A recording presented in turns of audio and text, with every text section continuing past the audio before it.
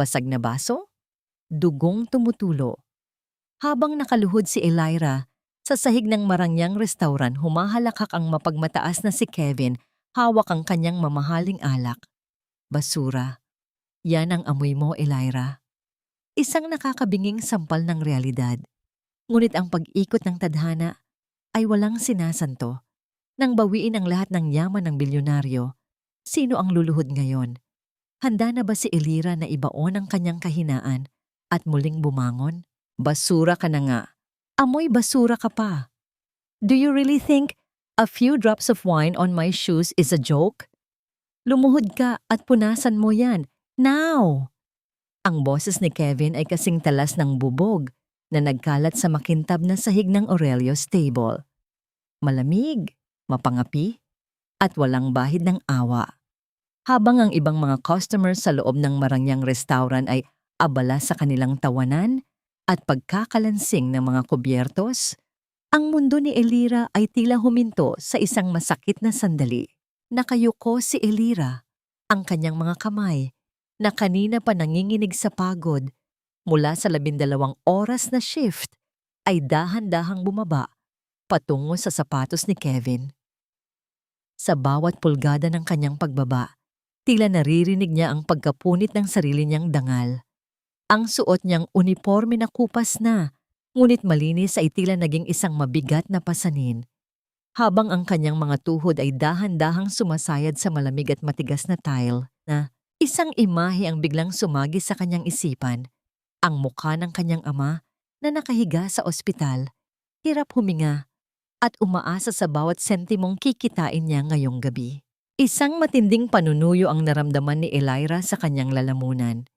Gusto niyang sumigaw, gusto niyang tumayo at isampal sa lalaking ito ang lahat ng hirap na pinagdadaanan niya. Ngunit ang bawat butil ng luha na nagbabadyang pumatak ay pilit niyang nilulon. Ang kanyang mga daliri na puno ng kalyo mula sa paglalaba at paglilinis ay dahan-dahang dumampi sa mamahaling balat ng sapatos ni Kevin.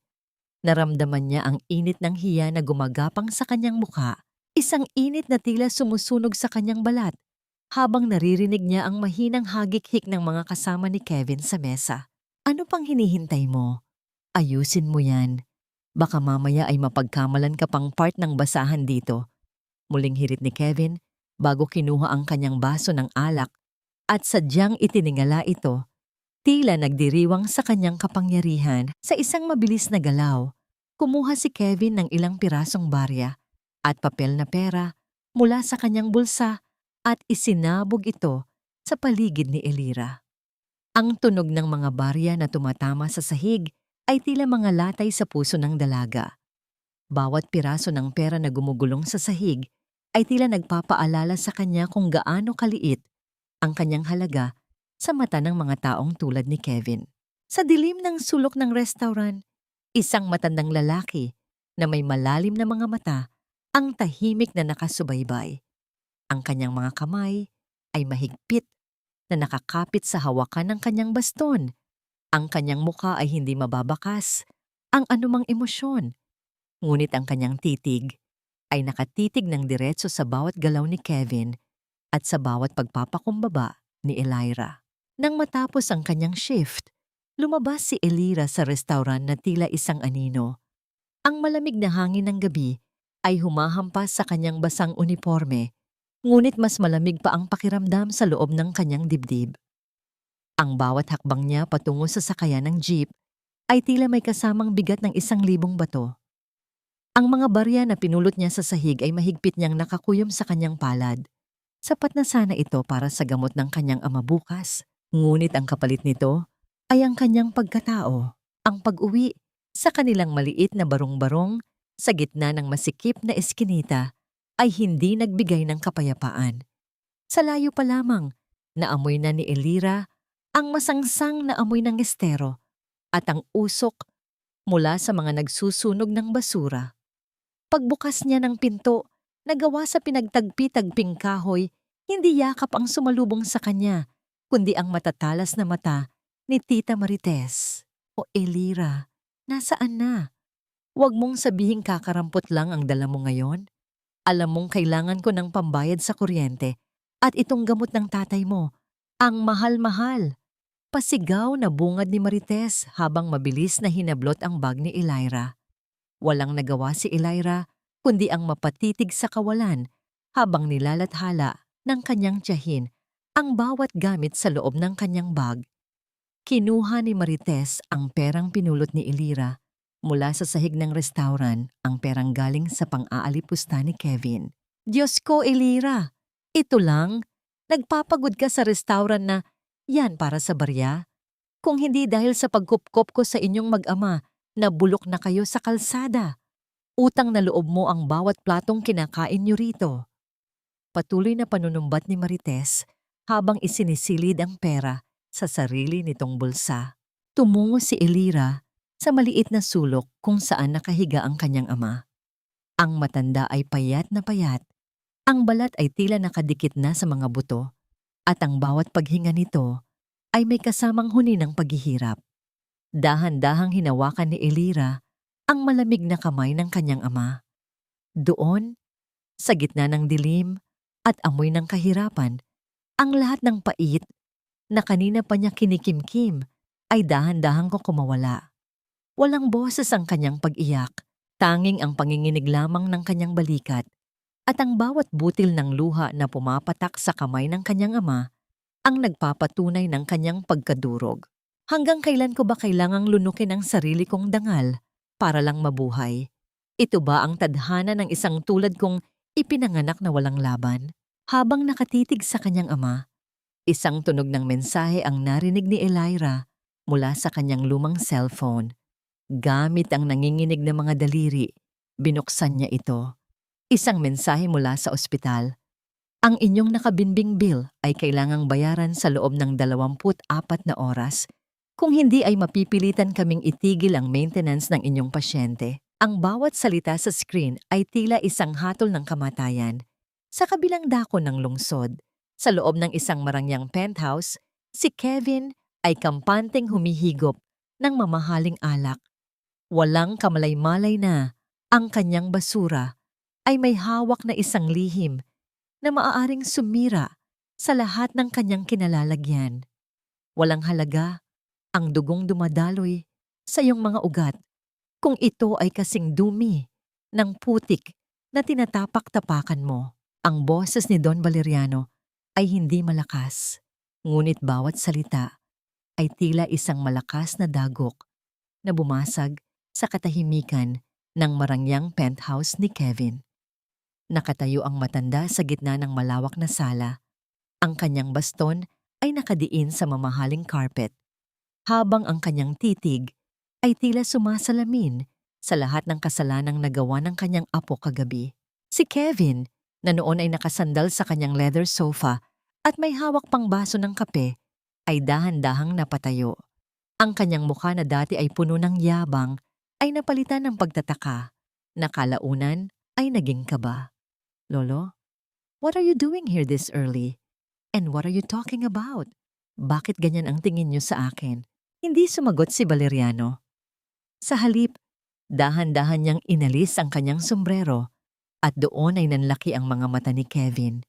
Ang mukha ng matanda, ang mukha ng pulubi o matandang customer na binasura at hinamak niya sa restaurant kagabi, ay ang mukha rin ng taong nagmamay-ari ng bawat hibla ng yaman na tinatamasa niya ngayon. You were there? Bulalas ni Kevin, ang kanyang boses ay naging paos at halos hindi lumabas sa kanyang lalamunan. Ang baso sa kanyang kamay ay dahan-dahang nanginig hanggang sa maramdaman niya ang lamig ng kape na tumatagas sa kanyang mga daliri. Ngunit hindi niya magawang gumalaw. Nakita ko ang lahat, Kevin. Nakita ko kung paano mo itinapon ang dangal ng isang tao dahil lamang sa isang patak ng alak. Nakita ko kung paano mo naging laruan ang kahirapan ng iba.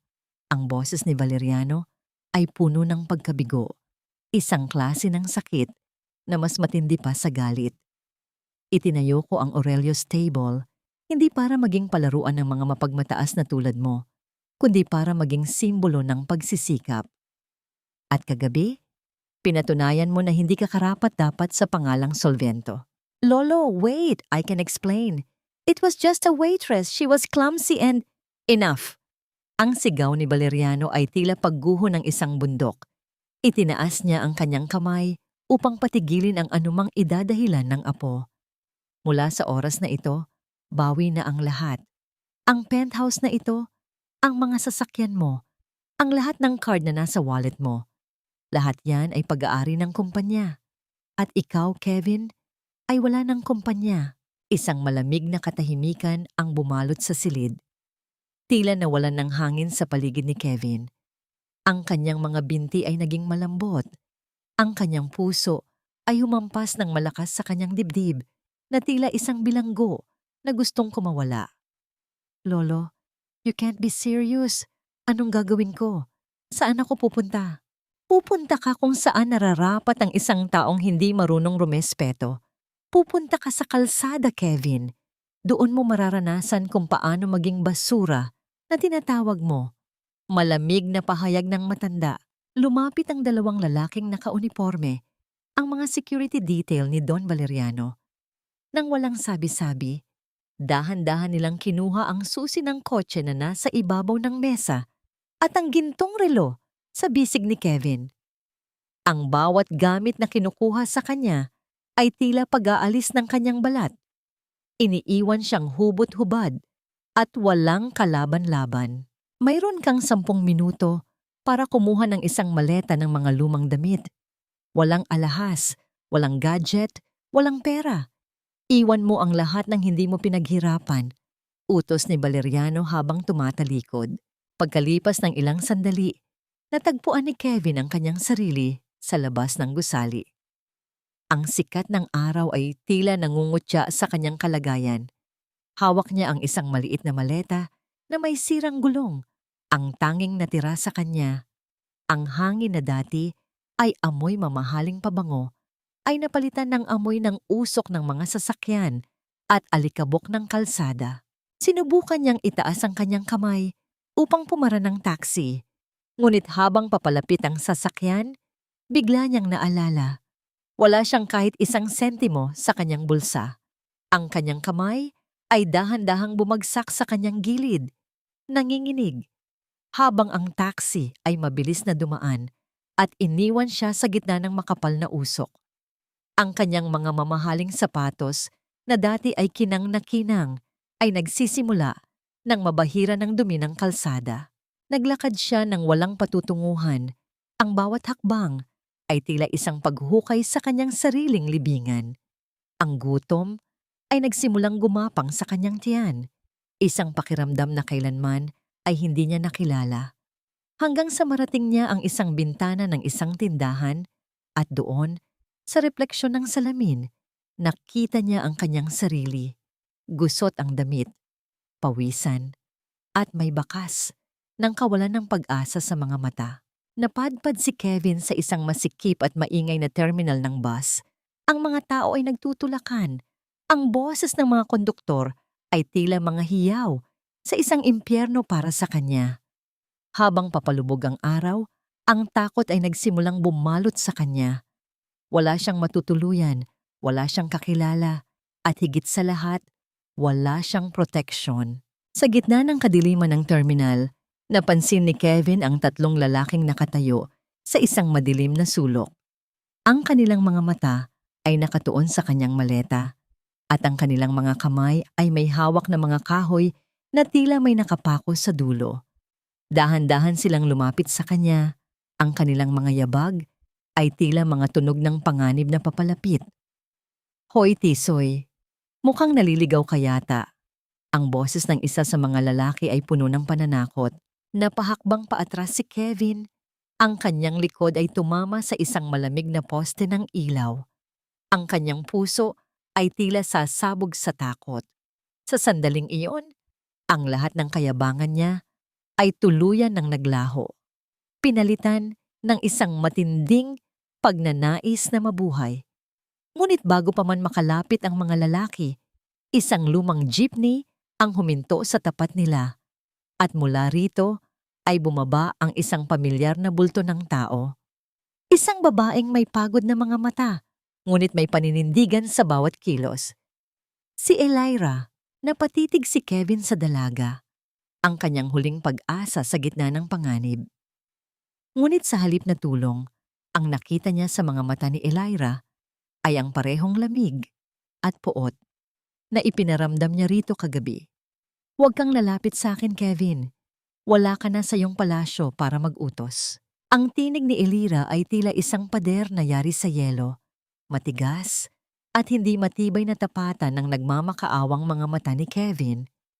Habang nakatayo ang dalaga sa gitna ng nagkakagulong terminal, ang liwanag ng buwan ay tumatama sa kanyang pagod na mukha, na lalong nagpatingkad sa lalim ng kanyang pagkamuhi. Ang mga lalaking kanina ay pumapalibot kay Kevin ay dahan-dahang umatras, hindi dahil sa takot sa kanya, kundi dahil sa pagkilala sa mga tambay sa kanto na tumango kay Elira, isang patunay na sa mundong ito, ang respeto ay hindi nabibili ng ginto. Lumingon si Elira at nagsimulang maglakad palayo. Ang kanyang bota ay tumatama sa maputik na kalsada na naglilikha ng malapot na tunog sa bawat hakbang. Walang ibang pagpipilian si Kevin kundi ang sumunod. Bit-bit ang kanyang maleta na ang gulong ay tuluyan ng humiwalay sa kaha nito. Ang ingay ng pagkaladkad ng sirang maleta sa semento ay tila isang kanta ng kahihiyan na sumasabay sa bawat tibok ng kanyang puso. Nakarating sila sa isang madilim at masikip na eskinita kung saan ang amoy ng panis na pagkain at kanal ay naghahalo sa hangin. Huminto si Elira sa tapat ng isang pinto na yari sa kalawang na yero. Sa tabi nito ay isang mas maliit na pinto kung saan nakadikit ang isang piraso ng papel na may sulat kamay. Paupahan, diyan ka. Iyan ang ibinigay na address sa iyo ni Don Valeriano, hindi ba? Ani Elira nang hindi tumitingin sa kanya. Ang kanyang boses ay puno ng kapaitan habang binubuksan ang sarili niyang pinto na nasa kabilang panig lamang ng manipis na pader na gawa sa plywood. Pumasok si Kevin sa kanyang bagong tahanan. Ang init sa loob ay tila isang hurno na agad sumunog sa kanyang natitirang pasensya. Ang tanging gamit sa loob ay isang manipis na banig, isang timba na may bitak, at isang bumbilya na naglalabas ng madilaw at mahinang liwanag na tila hininga ng isang naghihingalo.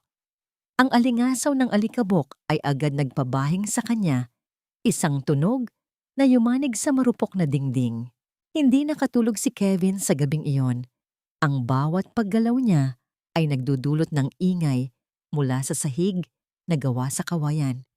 Mula sa kabilang dingding, naririnig niya ang mahinang pag-ubo ng ama ni Elira at ang pabulong na pag-uusap ng mag-ama. Doon niya naramdaman ang isang kakaibang uri ng inggit. Inggit sa kabila ng kanilang kahirapan, mayroon silang isa't isa. Kinaumagahan, ang ingay ng mga batang naghahabulan at ang sigaw ng mga nagtitinda ng taho ang gumising kay Kevin. Lumabas siya ng kwarto, nagusot ang damit at malalim ang itim sa ilalim ng mga mata. Nakita niya si Elira sa labas, nakatayo sa tapat ng isang palanggana. Ang kanyang mga braso ay basa ng bula habang marahas na kinukuskos ang uniforme ng kanyang ama. Ang bawat galaw ni Elira ay puno ng ritmo at lakas. Ang sikat ng araw ay tumatama sa mga butil ng pawis sa kanyang noo, na tila mga kristal na sumasalamin sa kanyang katatagan. Napansin ni Elira ang presensya ni Kevin, ngunit hindi niya ito binigyan ng kahit isang sulyap. Para sa kanya, ang lalaking ito ay isang anino lamang ng nakaraang gusto niyang kalimutan. Hoy Tisoy, mukhang bago ka rito ah! Isang matinis at mapangasar na boses ang bumasag sa katahimikan. Lumabas si Tita Marites. Mula sa kanilang bahay, bitbit ang isang baso ng kape at may nakasukbit na roller sa buhok. Ang kanyang mga mata ay tila mga scanner na mabilis na nirepaso ang suot ni Kevin, mula sa kupas na polo shirt hanggang sa sapatos na putikan. Opo. Kakalipat ko lang, sagot ni Kevin, na pilit ibinabalik ang kanyang formal na tono. Lumapit si Marites. Ang amoy ng kanyang murang pabango ay humahalo sa amoy ng sabon ni Elira. Paupahan ba yan? Alam mo, ang mahal ng singil dyan. Pero kung gusto mo, pwede kitang ipagluto. Basta may pambayad ka. Sabi ni Marites habang hinahawakan ang braso ni Kevin. Ang kanyang mga daliri ay tila may sariling isip na naghahanap ng anumang tanda ng yaman. Wala po akong pera. Malamig na sagot ni Kevin na naging dahilan ng biglang pag-asim ng mukha ni Marites. Wala? Aba Elira, saan mo ba nampulot itong kasama mo? Isang palamunin na naman ba ang idadagdag mo rito sa eskinita natin?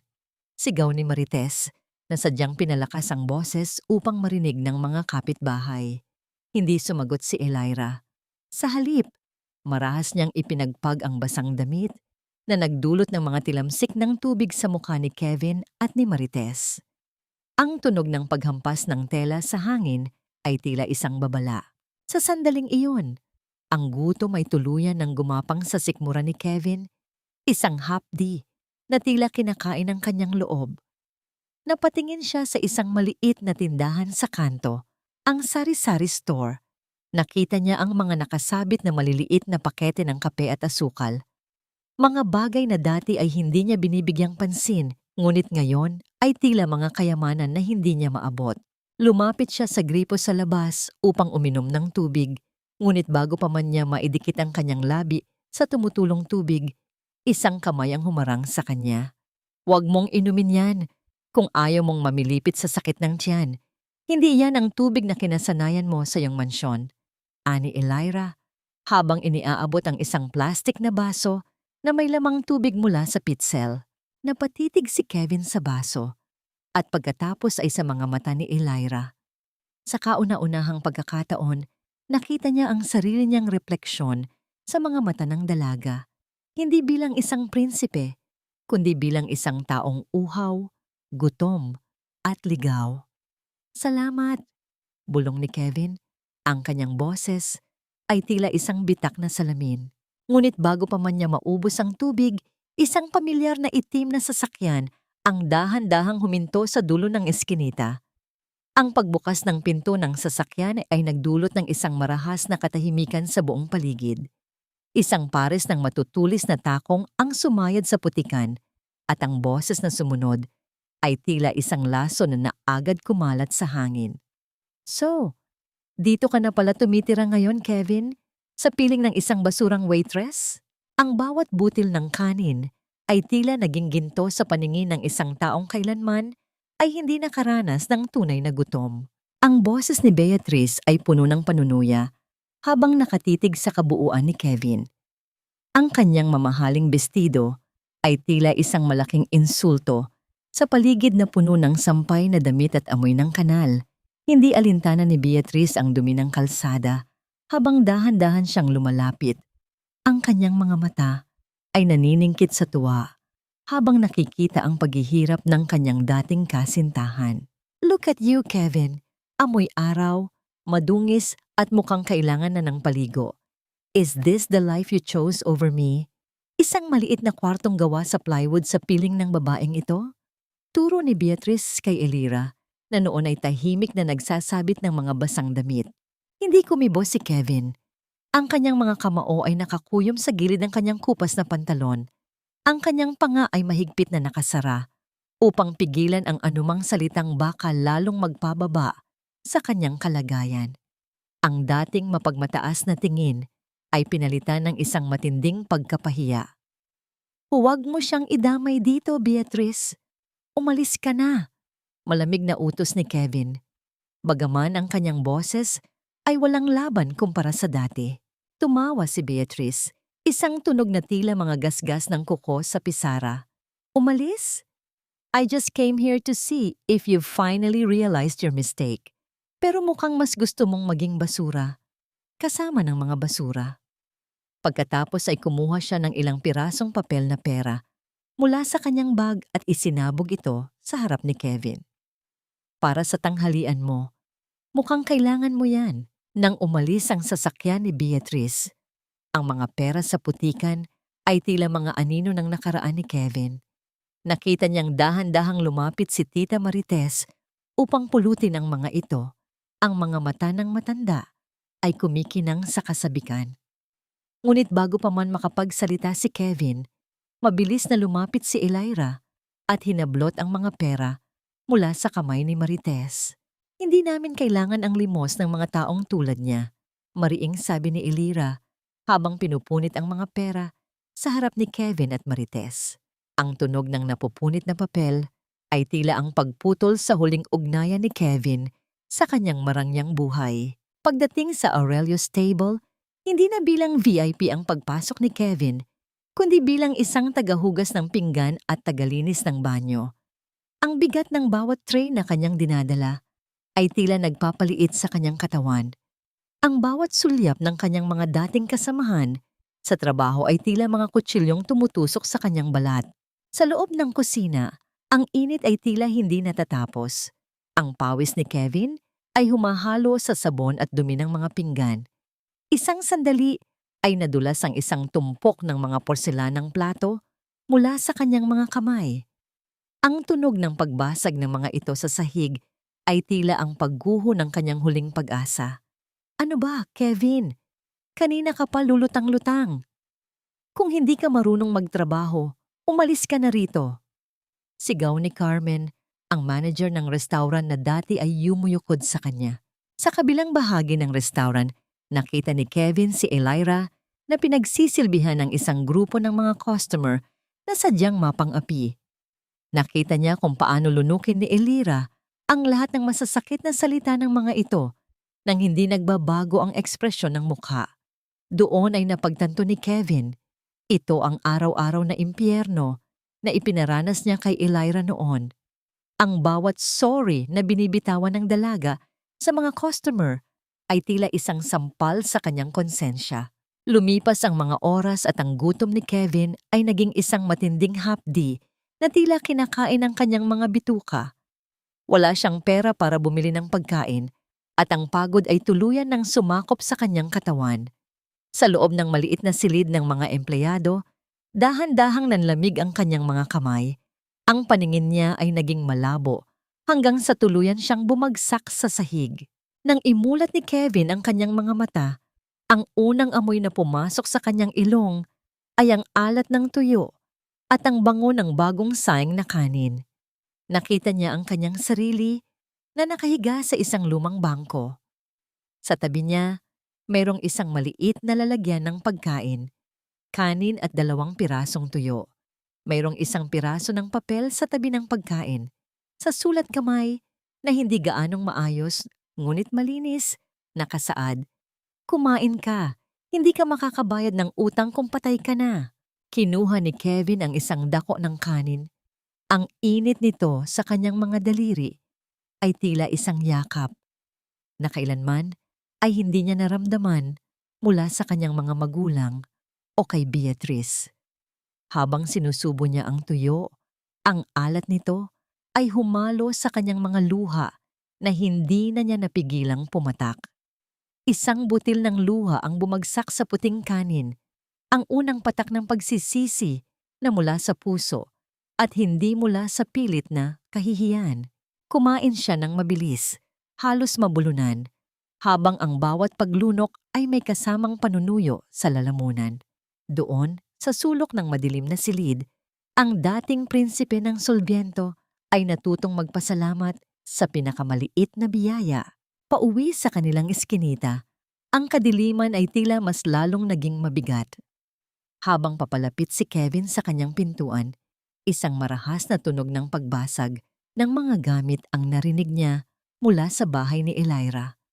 Sinundan ito ng matitinis na sigaw ni Tita Marites at ang mahinang pag-ungol ng ama ni Elira. "Wala akong pakialam kung mamatay ka na.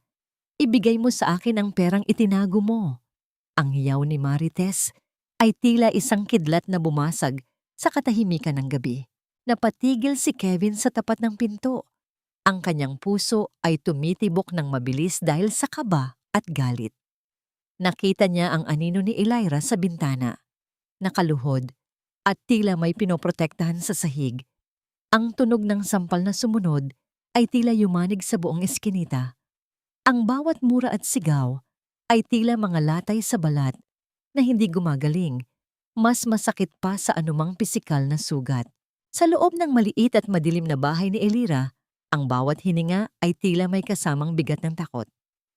Ang boses ni Tita Marites ay tila isang matalim na lagari na pumuputol sa katahimikan ng gabi, puno ng lason at puot. Habang nakasandal si Kevin sa manipis na dingding ng kanyang inuupahang silid, nararamdaman niya ang bawat yanig ng plywood sa tuwing may ibinabalang gamit ang matanda. Ibigay mo sa akin ang perang itinago ng tatay mo. Alam kong may itinatago kayong dalawa. Huwag niyo akong gawing tanga.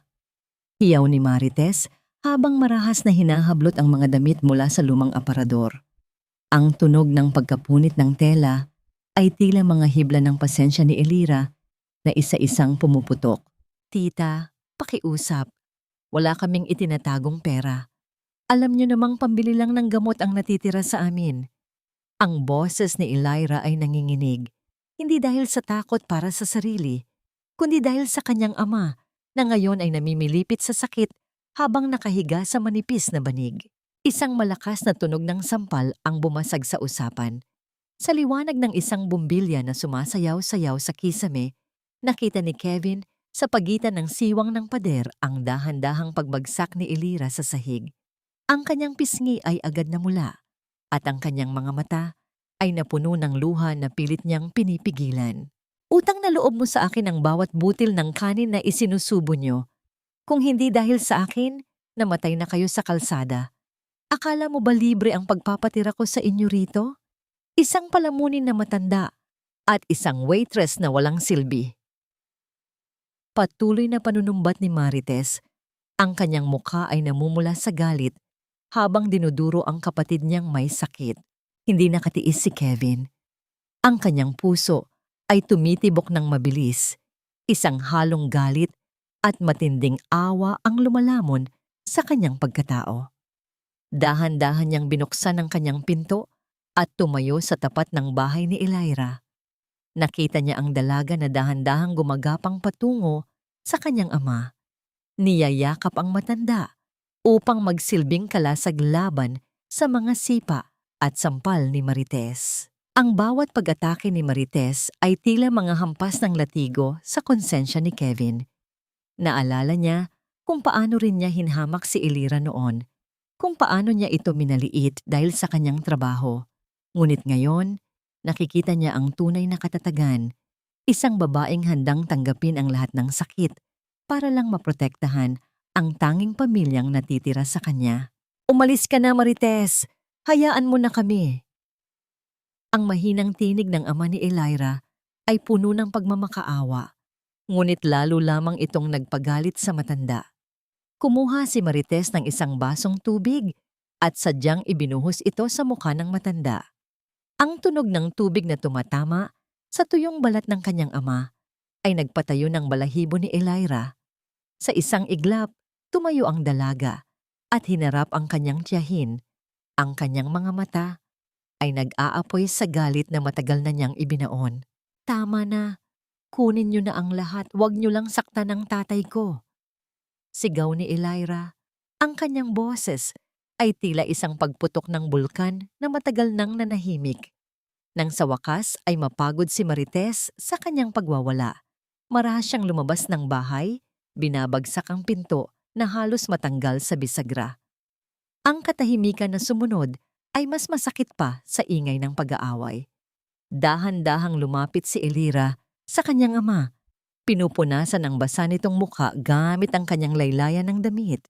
Mula sa labas, nakita ni Kevin si Elira na dahan-dahang umupo sa tabi ng kanyang ama. Wala nang luha sa kanyang mga mata, tanging isang malalim na pagod na tila abot hanggang buto. Sinimulan niyang humuni ng isang lumang awitin, isang malambing at malungkot na melodiya na tila pilit na nagpapahinto sa oras. Ang tunog ng kanyang marahang kanta ay unti-unting pumapawi sa tensyon sa paligid. Hinahaplos ang bawat sugat ng gabi. Napaupo si Kevin sa harap ng kanyang sariling pintuan. Isinandal ang kanyang ulo sa malamig na pader. Sa kauna-unahang pagkakataon, naramdaman niya ang tunay na bigat ng buhay. Ang kanyang mga problema, ang pagkawala ng yaman at luho, ay tila mga laro lamang ng bata kumpara sa krus na pinapasan ni Elira araw-araw. Habang ang gabi ay tila bumabalot sa buong eskinita, nakita ni Marites ang isang bagay na kumikinang sa ilalim ng isang lumang silya sa tapat ng kwarto ni Kevin. Dahan-dahan siyang yumuko at pinulot ang isang maliit na butones na gawa sa ginto at may nakabaon na maliit na diamante. Ang butones na nalaglag mula sa mamahaling polo ni Kevin noong gabi ng kanyang pagbagsak.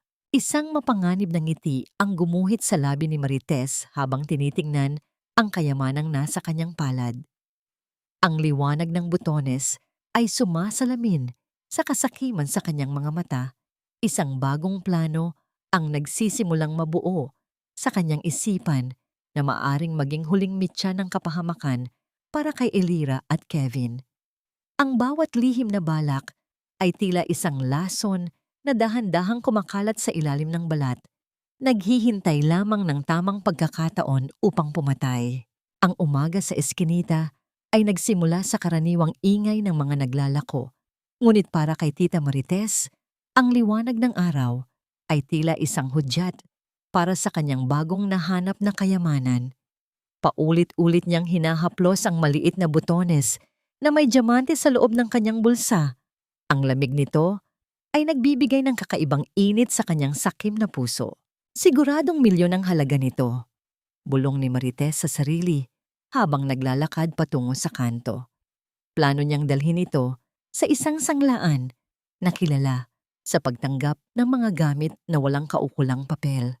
Ngunit hindi niya alam, kanina pa nakasubaybay si Kevin mula sa siwang ng kanyang pintuan. Alam ni Kevin ang butones na yon. Ito ang huling alaala ng kanyang nakaraan. Kung maibebenta yon ni Marites, hindi lamang mawawala ang huling pag-asa niyang mabawi ang tiwala ng kanyang lolo, kundi lalo lamang lalakas ang loob ng matanda na saktan at apihin si Elira dahil sa pera. Sa isang mabilis na pag-iisip, lumabas si Kevin at sinadyang dumaan sa harap ng sari-sari store kung saan tumigil si Marites para bumili ng tinapay. Kinuha niya ang kanyang lumang cellphone na bagaman wala ng load ay mukha pa ring mamahalin at nagkunwaring may kausap sa telepono. Sapat na malakas ang boses upang marinig ng matanda. Yes, Inspector? Opo. Nabalitaan ko na may nawawalang butones na diamante. Mayroon daw yung nakabaon na microchip at GPS tracker, kaya kahit saan dalhin, mahuhuli ang magnanakaw. 1 million ang fine at 10 taong kulong, di ba? Sige, balitaan niyo ako kapag nahuli niyo na ang suspect, sabi ni Kevin nang may seryosong mukha bago lumingon kay Marites na tila ngayon lang ito napansin. Ang mukha ni Marites ay agad na mutla. Ang diamante na kanina ay tila biyaya ay biglang naging isang mainit na uling sa loob ng kanyang bulsa. Ang bawat tibok ng kanyang puso ay tila naging tunog ng papalapit na sirena ng pulis.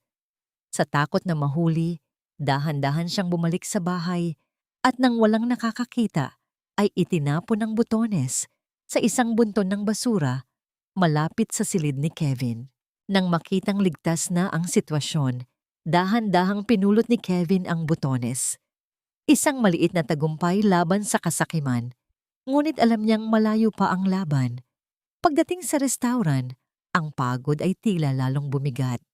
Nakita ni Kevin si Elira na hirap sa pagbubuhat ng malalaking timba ng tubig dahil nasira ang gripo sa kusina.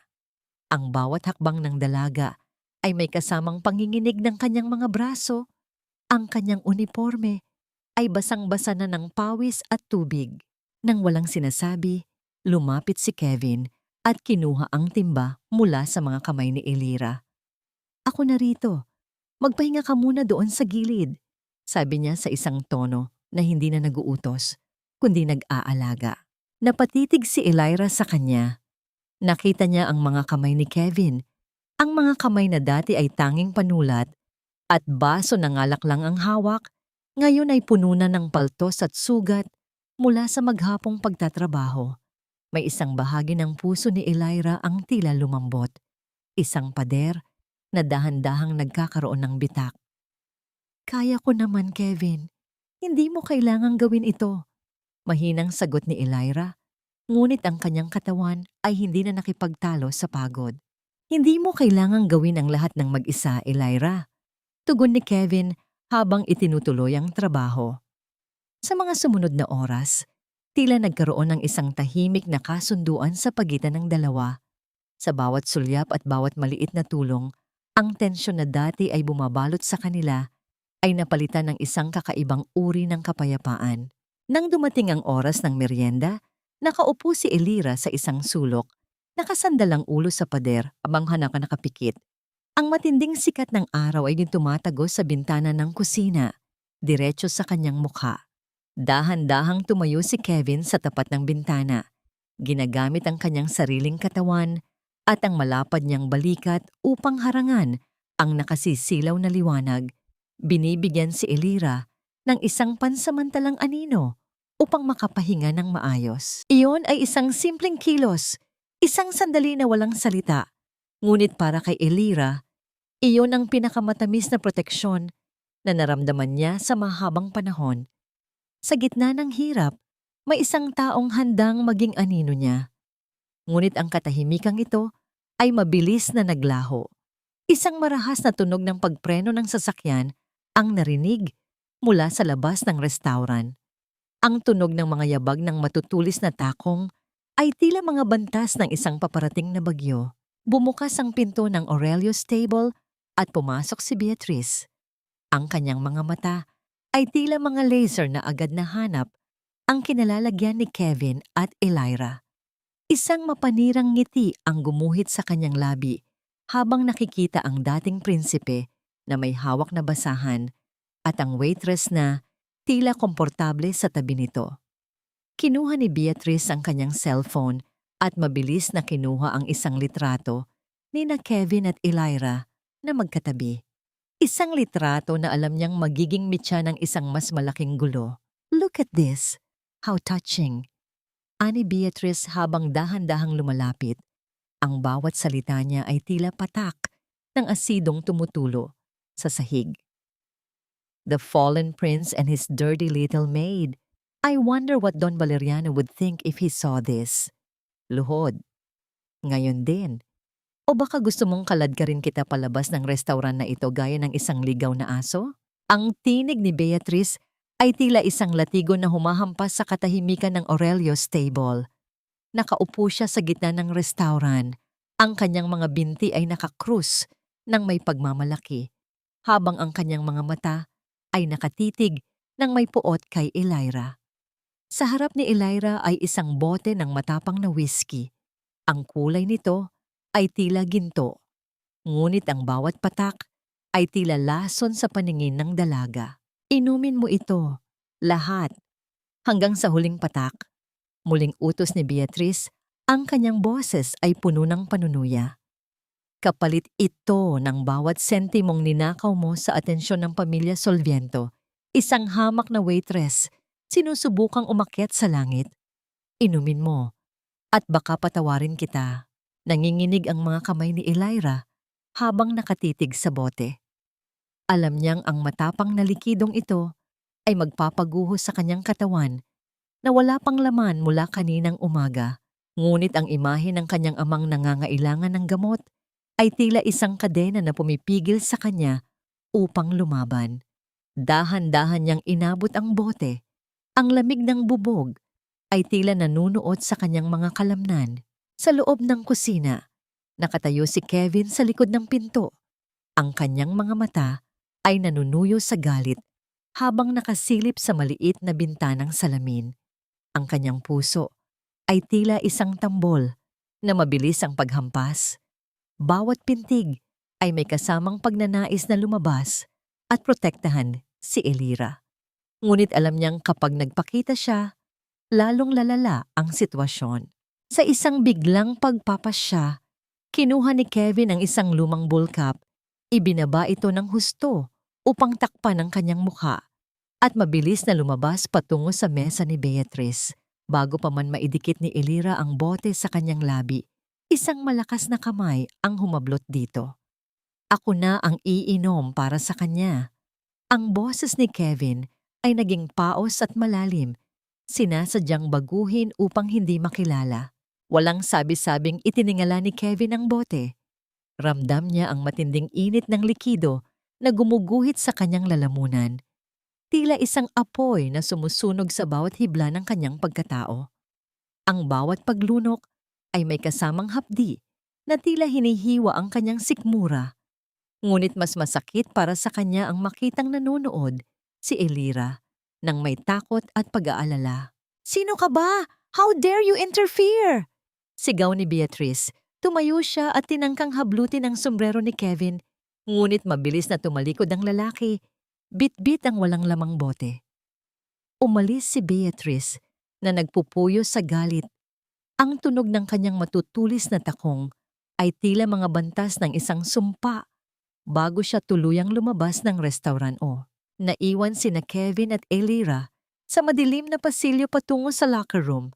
Doon, tuluyan nang nanghina ang mga binti ni Kevin. Ang tama ng alak ay tila isang malakas na alon na bumura sa kanyang balanse. Dahan-dahan siyang napasandal sa pader. Ang kanyang hininga ay naging mabigat at mainit. Agad siyang sinalo ni Elira.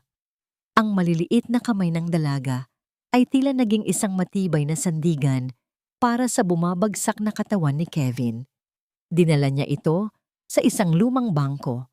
Ang bawat hakbang nila ay puno ng pag-iingat na tila isang sayaw sa gitna ng kapahamakan. "Bakit mo ginawa yun, Kevin? Pwede kang mamatay sa ginawa mo." Bulong ni Elira. Ang kanyang boses ay nabasag dahil sa pinipigilang luha. Dahan-dahang isinandal ni Kevin ang kanyang ulo sa balikat ni Elira. Ramdam ng dalaga ang mainit na hininga ng lalaki sa kanyang leeg. Isang pakiramdam na nagpadaloy ng kuryente sa kanyang buong katawan. Ang bango ng sabon ni Elira ay tila naging gamot sa naguguluhang isipan ni Kevin. "Sorry, Elira. Sorry sa lahat." Lalong humigpit ang pagkakasandal ni Kevin. Ang kanyang mga salita ay tila mga bulong ng isang nag-ungumpisal. "Sorry kung naging halimaw ako. Sorry kung pinahirapan kita. Hindi ko alam na ganito pala kasakit ang maging ikaw." Sa sandaling iyon, ang lahat ng galit ni Elira ay tila natunaw na parang yelo sa ilalim ng matinding init. Ang kanyang kamay ay dahan-dahang lumapit sa ulo ni Kevin. Ang kanyang mga daliri ay marahang humahaplos sa magulo at basang buhok ng lalaki. Iyon ay isang ugnayang higit pa sa salita, isang pagtanggap sa isang pusong nagsisisi. Ngunit ang katahimikang ito ay biglang bumasag nang pumasok si Carmen, ang manager ng restaurant, na may hawak na isang puting sobre. Ang kanyang mukha ay walang emosyon, tila isang estatwa ng malungkot na balita. "Elira, may utos mula sa main office, mula sa itaas," sabi ni Carmen habang iniaabot ang sobre. "Sa ayaw man namin o sa gusto, tinatapos na ang serbisyo mo rito. You're fired, effective immediately." Napatigil ang paghaplos ni Elira sa buhok ni Kevin. Ang sobrang puti ay tila naging isang matalim na kutsilyo na muling bumasag sa kanyang mundo. Ang tanong ay hindi na kung paano siya mabubuhay, kundi kung sino ang may sapat na kapangyarihan upang sirain siya ng ganito kabilis. Ang bawat patak ng ulan ay tila mga luhang nagmumula sa langit, nakikiramay sa isang pusong wala nang mahinga ng saklolo. Ang puting sobre ay dahan-dahang nababasa sa ilalim ng malakas na buhos ng ulan. Hawak ito ni Elira habang siya ay naglalakad nang walang sapin ang mga paa sa malamig at maputik na kalsada. Ang bawat hakbang niya ay tila paglubog sa isang kumunoy ng kawalan ng pag-asa. Ang ingay ng mga sasakyang nagmamadali at ang hagupit ng hangin ay hindi niya alintana. Mas maingay ang boses sa loob ng kanyang isipan na nagsasabing wala na siyang silbi, wala na siyang paraan para iligtas ang kanyang ama. Sa kabilang dako, mabilis ang bawat hakbang ni Kevin. Kahit umiikot pa ang kanyang paningin mula sa epekto ng alak, Ang tanging nagpapatakbo sa kanya ay ang anino ni Elira na dahan-dahang nawawala sa gitna ng makapal na kurtina ng ulan. Hingal na hingal siya. Ang kanyang dibdib ay tila sasabog sa bawat paghinga hanggang sa mamataan niya ang dalaga. Nakaupo si Elira sa ilalim ng isang saradong tindahan. Ang kanyang mga tuhod ay nakayakap sa kanyang dibdib. Ang kanyang buong katawan ay nanginginig sa ginaw at ang kanyang mga mata ay nakatitig sa kawalan, tila isang kandilang unti-unting nauupos. Hindi nagsalita si Kevin. Dahan-dahan siyang tumabi kay Elira. Inalis niya ang kanyang suot na lumang jacket na bagaman basa rin ay kahit paano ay may kaunting init at maingat itong isinampay sa mga balikat ng dalaga. Ang pagdampi ng tela sa balat ni Elira ay tila isang hudyat. Ang pader na kanina pa, pinipilit itayo ng dalaga, ay tuluyan ng gumuho. Nagsimulang gumaralgal ang hininga ni Elira. Ang bawat hikbi niya ay tila isang sugat na bumubukas, malalim at masakit. Wala siyang pakialam kung makita man siya ni Kevin na ganito kahina. Ang lahat ng bigat ng pagiging matatag sa loob ng maraming taon ay tila naging isang malaking alon na tumangay sa kanyang huling lakas. Dahan-dahang inabot ni Kevin ang kamay ni Elira. Ang kanyang malalaking palad ay bumalot sa maliliit at nanginginig na mga daliri ng dalaga. Iyon ay isang hawak na hindi nagtatanong, isang hawak na nangangako ng presensya. Isinandal ni Elira ang kanyang mabigat na ulo sa balikat ni Kevin at sa kauna-unahang pagkakataon, hindi siya natakot na maging marupok. Pagod na ako, Kevin. Pagod na ako.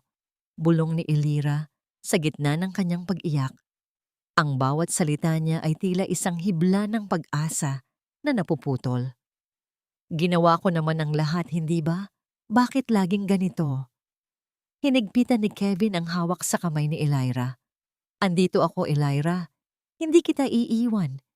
Kahit wala na akong yaman, kahit wala na akong pangalan, hindi kita hahayaang lumaban ng mag-isa. Nanatili silang ganoon sa gitna ng gabi. Ang ingay ng ulan na tumatama sa bubong na yero ay naging isang malungkot na uyayi para sa dalawang pusong nagtatagpo sa gitna ng kanilang pagkakawasak.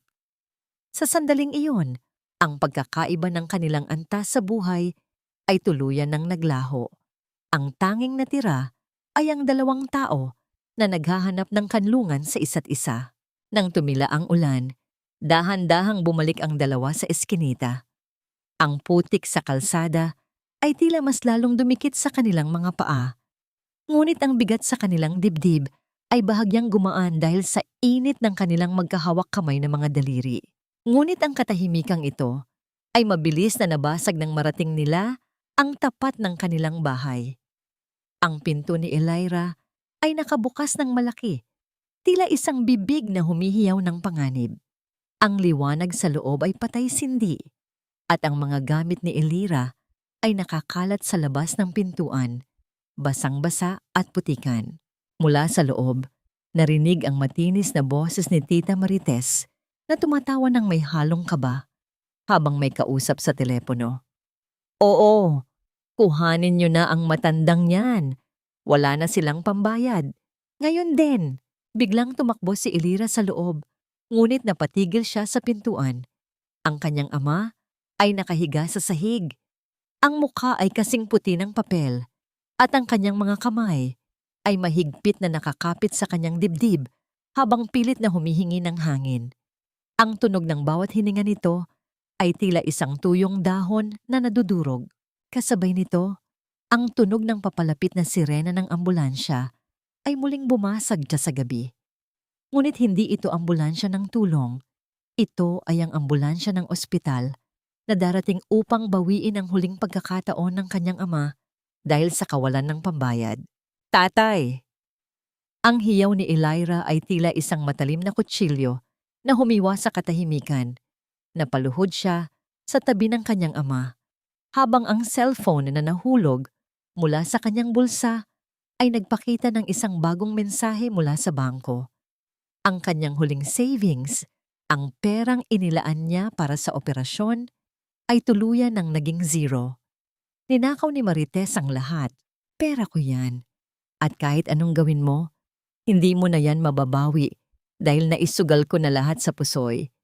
Bayad yan sa lahat ng inilaan kong panahon sa inyong mag-ama. Ang tinig ni Tita Marites ay kasing talas ng isang kalawanging kutsilyo, humihiwa sa bawat hibla ng pag-asa na natitira kay Elira. Habang nakaluhod ang dalaga sa maruming sahig, ang kanyang mga kamay ay nanginginig. Habang pilit na kinakapa ang ilalim ng kanilang lumang papag, ang hinahanap niya ay ang kupas na lata ng biskit, ang taguan ng bawat sentimong pinaghirapan niya sa loob ng 3 taon, ang tanging pag-asa para sa operasyon ng kanyang ama. Ngunit ang lata ay naroon na sa gitna ng silid, nakabukas ang takip at walang kahit isang barya sa loob. Tumama ang lata sa semento, lumikha ito ng isang mahaba at matunog na pag-ikot bago tuluyang huminto sa paanan ni Marites. Ang kawalan ng laman nito ay tila isang malalim na hukay na humihigop sa huling lakas ni Elira. Dahan-dahang tumayo si Elira, ang kanyang paningin ay nagdidilim at ang kanyang puso ay tila isang tambol na mabilis at masakit ang paghampas sa kanyang dibdib. Tita, buhay ng tatay ko yon. Pera yon para sa operasyon niya. Paano niyo nagawa to? Paano niyo nagawang nakawin ang huling pagkakataon niya? Nakaw? Huwag mo akong bibintangan, Elira. Utang na loob mo sa akin ang bawat platong kinainan niyo. Kung mamatay man ang tatay mo, tadhana na yan. At least, mababawasan na ang palamunin sa bahay na ito.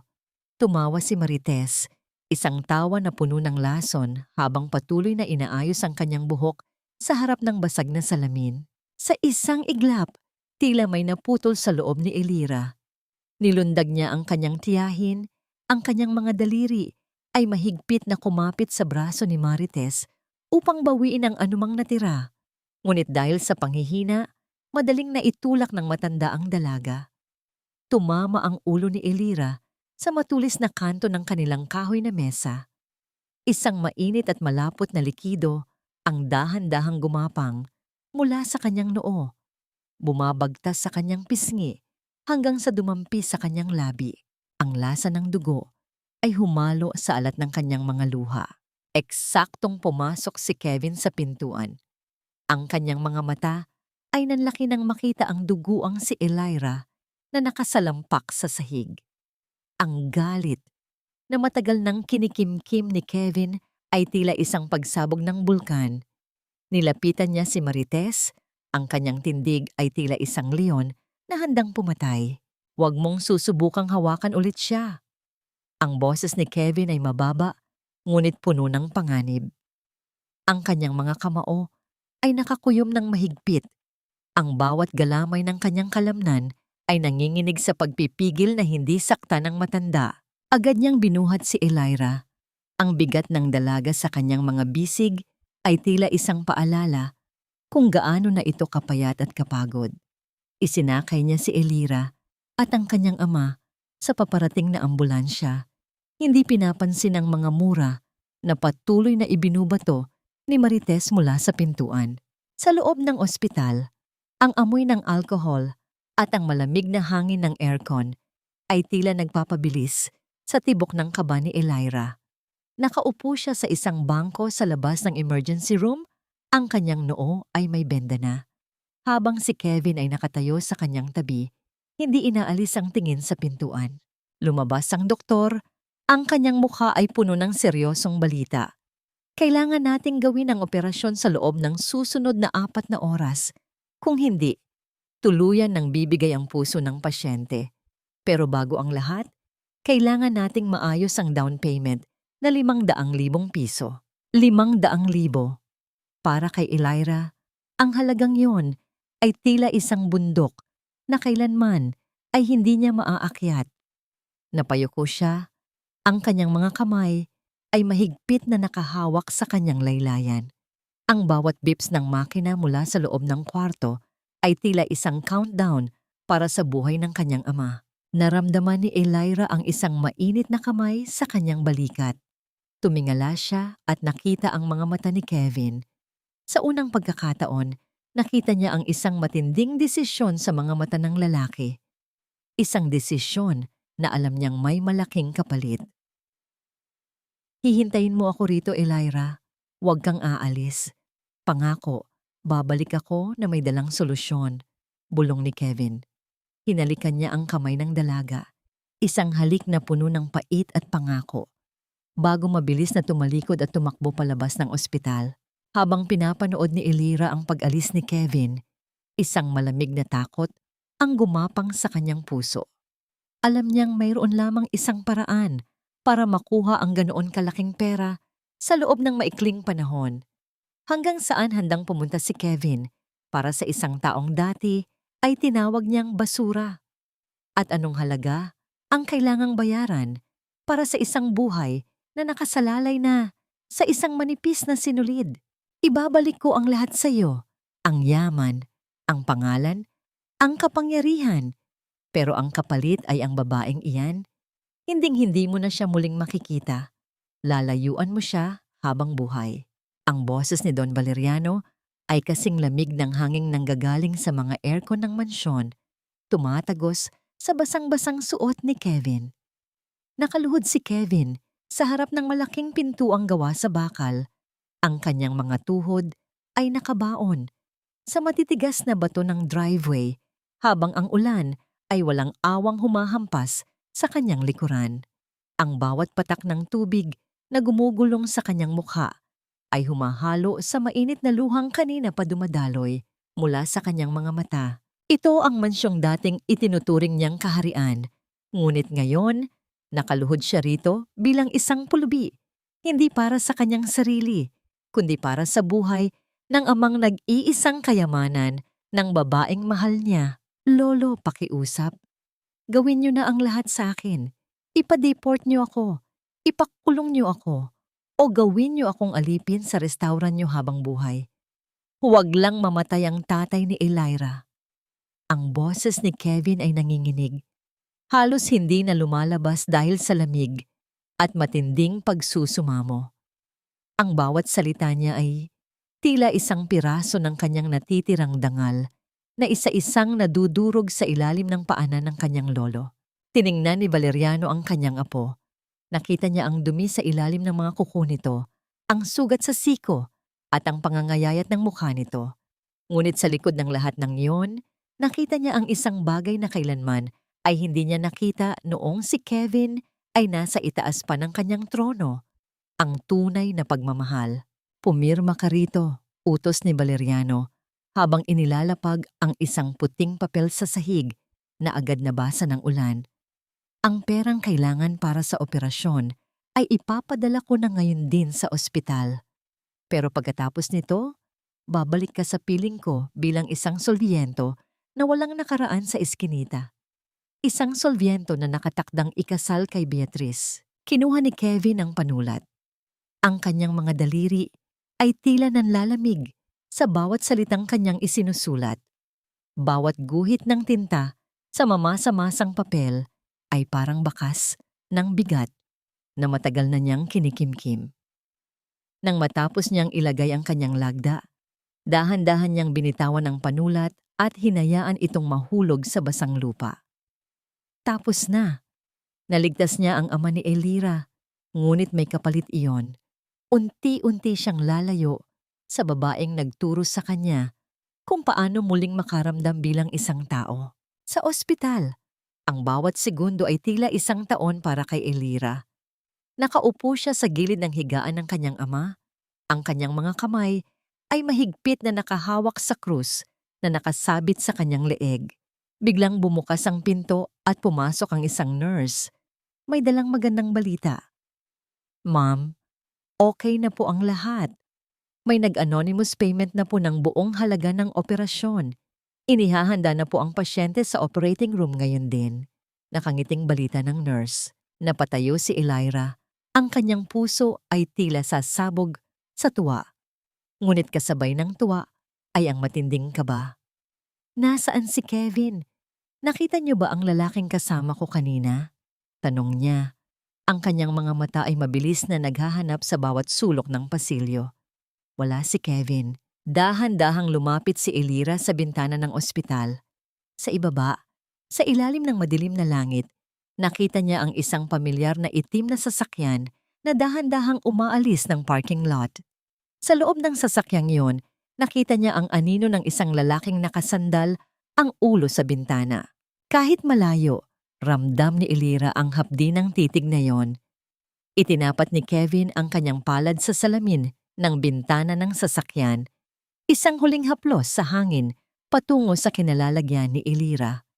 Isang tahimik na paalam na tila isang tinik na bumaon sa puso ng dalaga. 3 buwan ang mabilis na lumipas. Ang eskinita ay tila naging mas tahimik para kay Elira. Ang kanyang ama ay maayos na ang kalagayan at nakakalakad na. Ngunit may isang bahagi ng puso ni Elira, ang tila nananatiling nakabaon sa putikan ng gabing iyon. Nagtatrabaho na siya ngayon bilang manager ng isang maliit na cafe. Isang pagkakataong ibinigay sa kanya ng biglaan. Isang hapon, habang nag-aayos siya ng mga mesa, ang tunog ng TV sa sulok ng cafe ay biglang nakakuha ng kanyang atensyon. Ang mukha ng news anchor ay puno ng excitement habang ibinibigay ang balita. Ang pinakahihintay na wedding of the year ay kumpirmado na. Ang tagapagmana ng Solviento Empire na si Kevin Solviento ay formal nang nakipag-engagement sa anak ng mga bilyonaryo na si Beatrice Villamor. Ang seremonya ay gaganapin sa susunod na buwan sa isang pribadong isla na bitawan ni Elira ang hawak niyang baso.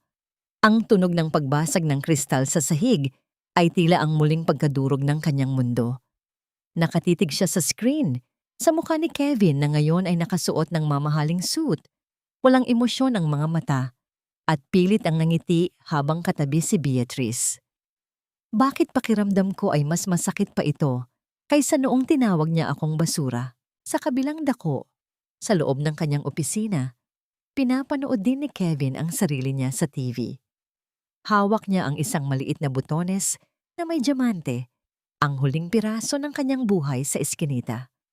Ang bawat pag-ikot ng butones sa kanyang daliri ay tila isang pagpapaalala na kahit gaano siya kayaman ngayon, siya ang pinakamahirap na tao sa mundo dahil ang tanging kayamanang gusto niya ay hindi na niya pwedeng hawakan. Ang pinakamasakit na distansya ay hindi ang mga kilometrong namamagitan sa dalawang tao, kundi ang pagiging magkalapit ninyo habang nagpapanggap na magkasing layo ang inyong mga puso. 3 buwan. 90 araw ng pagpilit na bumangon nang wala ang anino ni Kevin sa kabilang dingding. Para kay Elira, ang bawat umaga sa kafe ay isang pakikipaglaban sa sariling alaala. Ang bawat tasa ng kape na kanyang tinitimpla ay tila may kasamang pait ng nakaraan.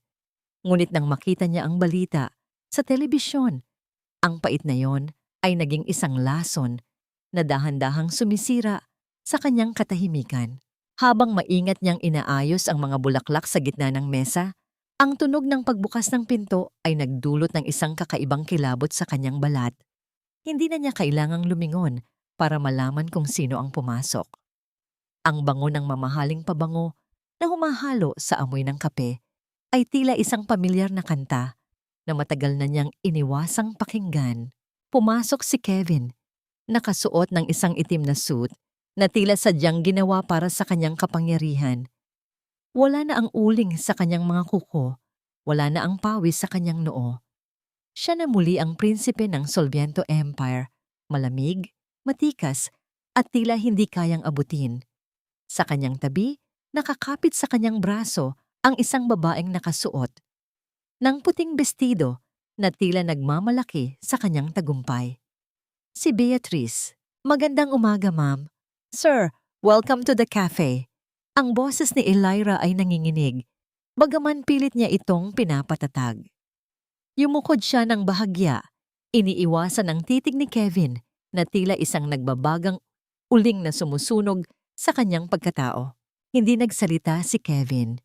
Ang kanyang panga ay mahigpit na nakasara at ang kanyang mga mata ay nanatiling nakatitig sa unahan. Tila hindi nakikita ang babaeng nagligtas sa kanyang kaluluwa 3 buwan na ang nakalilipas. Ngunit sa ilalim ng kanyang mesa, ang kanyang mga kamay ay mahigpit na nakakuyom. Ang kanyang mga kuko ay binaon sa sariling palad upang pigilan ang pagnanais na hawakan ang dalaga. Oh, look who we have here! Ang manager ng cafe ay ang dati nating waitress, Ani Beatrice. Ang kanyang boses ay puno ng malisya habang dahan-dahang tinitingnan ang kabuuan ni Elira. How charming! Mukhang mabilis kang nakamove on, Elira. I hope the pay here is good enough for your father's expensive heart. Maayos naman po ang lahat, ma'am. Ano po ang order nyo? Sagot ni Elira. Ang kanyang paningin ay nakatutok lamang sa notebook na hawak niya. Ramdam niya ang init ng luha na nagbabadyang pumatak, ngunit bawat butil nito ay kanyang nilulon. Isang black coffee para sa fiancé ko at isang strawberry juice para sa akin. Utos ni Beatrice bago muling bumaling kay Kevin na may kasamang malambing na haplos sa pisngi nito. Right, love? You need your caffeine for our wedding planning later. Dahan-dahang inihanda ni Elira ang order.